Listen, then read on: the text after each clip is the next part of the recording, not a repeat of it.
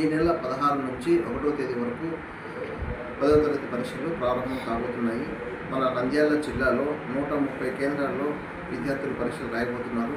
మొత్తం 25,035 మంది విద్యార్థులు రాయబోతున్నారు. అన్ని పరీక్షా కేంద్రాల్లో అన్ని సౌకర్యాలను ఏర్పాటు చేయడం జరిగింది. ఇందుకు సంబంధించి చీఫ్ సూపరింటెండెంట్, డిపార్ట్మెంటల్ ఆఫీసర్స్ కూడా అరేంజ్ చేశాము. ప్రతి కేంద్రంలో కూడా అన్ని రకాలైన సౌకర్యాలను ఏర్పాటు చేయడం జరిగింది. డెస్కులు కానీ, మంచి సౌకర్యం కానీ, ఫ్యాన్లు, ట్యూబ్ లైట్లు, అన్ని రకాల హెల్త్ డిపార్ట్మెంట్కి సంబంధించిన అన్ని రకాల సౌకర్యాలను కూడా ఏర్పాటు చేయడం జరిగింది.